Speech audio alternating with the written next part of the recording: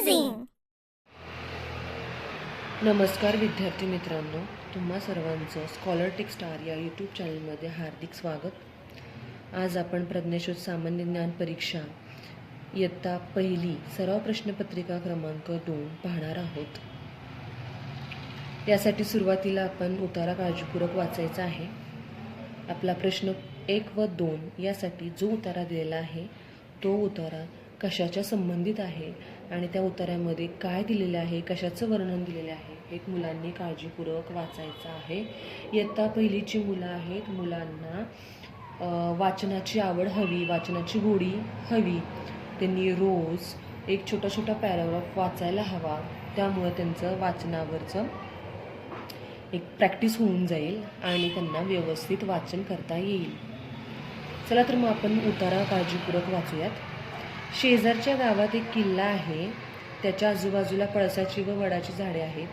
किल्ल्यातून गुप्तपणे बाहेर जाण्यासाठी एक भुयार केले आहे. किल्ल्यात तोफा आहेत. मी किल्ला पाहायला जाणार आहे.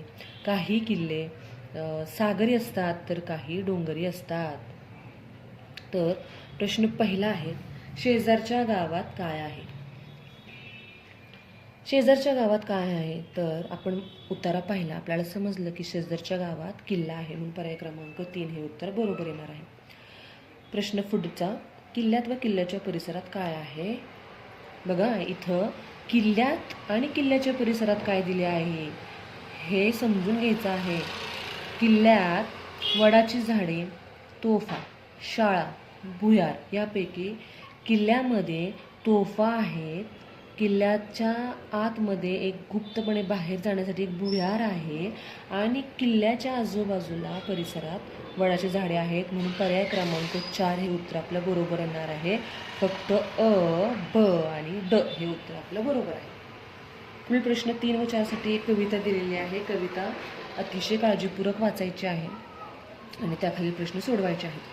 धरू नका ही बरे, फुलांवर उडती फुलपाखरे, मजे मजेचे रंग तयांचे, संध्याकाळी जसे ढगांचे, ऊन कोवळे त्यावर नाचे, सकाळचे हासरे, फुलांवर उडती फुलपाखरे, हात लावता पंख फाटतील, दोरा बांधून पायही तुटतील, घरी कशी मग सांगा जातील, दूर तयांची घरे, फुलांवर उडती फुलपाखरे.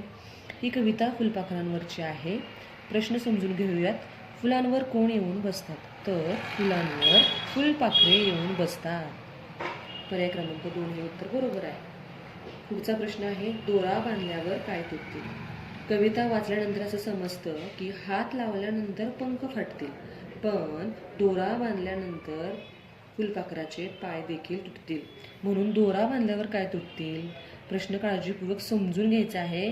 बघा, दोरा बांधल्यानंतर फुलपाखराचे पाय तुटणार आहेत, म्हणजे पायही तुटतील. पर्याय क्रमांक 1 हे उत्तर आपलं बरोबर आहे. पुढचा प्रश्न आहे, सोबतच्या चित्रातील प्राण्याचे घर कोणते ते पर्यायातून शोधा. दिलेलं चित्र हे आपल्या काळ्या शाळेमध्ये असल्यामुळे मुलांना काही काही चित्र समजत नाहीत लवकर. हे चित्र अतिशय सोपं आहे. हे चित्र दिलेलं आहे ते सस्याचं आहे आणि हा प्रश्न घरदर्शक शब्दांवरचा आहे. घरदर्शक आपण पाहिले होते की प्रत्येक प्राण्याचे, पक्ष्यांचे घर आणि त्या घरांना आपण काय म्हणतो.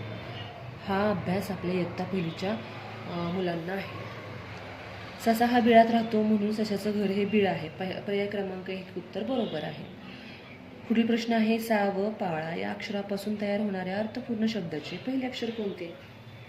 वेगवेगळी अक्षरे वेगवेगळ्या ठिकाणी दिलेली आहेत. आपल्याला एक अर्थपूर्ण शब्द तयार करायचा आहे. जर हे अक्षरं जुळवली तर आपल्याला पावसाळा हा शब्द, अर्थपूर्ण असा शब्द मिळतो. त्याचं पहिलं अक्षर आहे पा, म्हणून पर्याय क्रमांक 4 हे उत्तर बरोबर आहे. पुढील प्रश्न क्रमांक 7, खालील शब्द गटातील पुल्लिंगी शब्द कोणता नाही? मुलांनी प्रश्न समजून घ्यायचा आहे. पुल्लिंगी शब्द कोणता नाही? तर पर्याय आहे धरण, आपण म्हणतो ते धरण. छत्री, ती छत्री. तो डोंगर, तो घोडा, म्हणजे डोंगर आणि घोडा हे पुल्लिंगी शब्द आहेत. आपला प्रश्न आहे पुल्लिंगी शब्द कोणता नाही, म्हणून धरण व छत्री, म्हणजे पर्याय क्रमांक अ व ब. पर्याय क्रमांक 4. पर्याय क्रमांक 4 हे उत्तर आपलं बरोबर आहे. पर्याय क्रमांक 4 हे उत्तर आपलं बरोबर आहे. पुढील प्रश्न क्रमांक 8.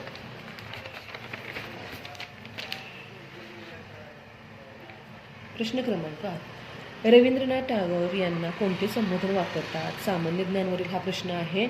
मुलांनी सर्व प्रश्न किंवा सामान्य ज्ञानावरचे सर्व जेवढे काय असतील प्रश्न ते सगळे व्यवस्थित प्रश्नसंचमधील सोडवायचे आहेत.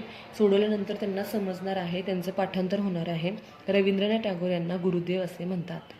पुढील प्रश्न आहे, खालील पर्यायातून विरुद्धार्थी शब्दाची योग्य जोडी कोणती? विरुद्धार्थी शब्दाची योग्य जोडी आपल्याला या पर्यायातून शोधायची आहे. फार जास्त, फार खूप म्हणजे जास्त आणि पण देखील खूपच, म्हणून हा समानार्थी शब्द होतोय. गोड, छान हा देखील समानार्थी शब्द आहे. मित्र, सखा, सोबती, सवंगडी हा देखील समानार्थी शब्द आहे. तर हार व जीत, हरणे आणि जिंकणे हा आहे आपला विरुद्धार्थी शब्द. पुढील प्रश्न क्रमांक 10. दिलेल्या चौकटीतील विरामचिन्हाचे योग्य नाव ओळखा. या चौकटीमध्ये आपणाला कोणतं विरामचिन्ह दिलेलं आहे हे मुलांनी ओळखायचं आहे आणि त्याखाली पर्यायाला गोल करायचं आहे. म्हणून इयत्ता पहिलीच्या वर्गातील मुलांना 4 विरामचिन्हांचा अभ्यास आहे. विरामचिन्ह त्यांना व्यवस्थित समजायला हवीत, ते ओळखता यायला हवीत. उद्गारचिन्ह, पूर्णविराम, स्वल्पविराम आणि प्रश्नचिन्ह. दिलेल्या चौकटीमधील हे जे विरामचिन्ह आहे ते उद्गार चिन्ह आहे, म्हणून पर्याय क्रमांक 1 हे आपलं उत्तर बरोबर येणार आहे. पुढील प्रश्न क्रमांक 11. रिकाम्या चौकटीत कोणते अक्षर लिहिल्यास तीनही अर्थपूर्ण शब्द तयार होतील? दिलेल्या या वर्तुळामध्ये पर्यायातील एक एक शब्द जर आपण ठेवला तर आपल्याला कोणते अर्थपूर्ण शब्द तयार होतात ते पाहूयात. सुरुवातीला पहिला पर्याय आहे मध, मन, मत. हे तिन्ही अर्थपूर्ण शब्द तयार होतात, तरी देखील पुढील पर्याय आपण ठेवून पाहूयात. सुध, सुन, सुत नाही होते. धन, धत नाही होते. दाध, दान, दात. आपल्याला एकच नाही तर आपल्याला तिन्ही देखील हे अक्षरे त्या अक्षरासोबत जुळवून कोणते अर्थपूर्ण शब्द तयार होतात हे पाहायचं आहे. म्हणून मध, मन, मत. पर्याय क्रमांक 1 हे उत्तर आपलं बरोबर येणार आहे. पुढील प्रश्न आहे प्रश्न क्रमांक 12. खालीलपैकी पिल्लू कोणाचे? पिल्लू दर्शक प्रश्नांवरचे हे आलेला आहे हा प्रश्न. पिल्लू दर्शक शब्द आपण पाहिलेले आहेत. पहिलं चित्र आहे हे गाईचं आहे. गाईच्या पिल्लाला आपण वासरू म्हणतो. चिमणीच्या बाळाला आपण पिल्लू म्हणतो. शेळीच्या बाळाला आपण करडू म्हणतो आणि सिंहाच्या पिल्लाला आपण छावा म्हणतो. मग आपल्याला पिल्लू कोणाचे आहे तर पिल्लू हे चिमणीचे असते, म्हणून पर्याय क्रमांक 2 हे उत्तर आपलं बरोबर येणार आहे. पुढील प्रश्न आहे प्रश्न क्रमांक 13. खालील शब्दगटातील अनेक वचनी शब्द पर्यायातून शोधा. अनेक वचनी शब्द शोधायचा आहे. चिंच, पपई, कैऱ्या, फूल. तर एक कैरी अनेक कैऱ्या, म्हणून कैऱ्या हा अनेक वचनी शब्द तयार होतो. हे पर्याय क्रमांक 3 हा उत्तर आपलं बरोबर आहे. पुढील प्रश्न आहे पक्ष्यांच्या समूहाला काय म्हणतात? समूहदर्शक शब्द हे मुलांचे सर्व पाठ हवेत. संच, कळप, पुंजका आणि थवा. पक्ष्यांच्या समूहाला काय म्हणतात तर पक्ष्यांचा थवा असतो, म्हणून पर्याय क्रमांक 4 हे उत्तर बरोबर आहे.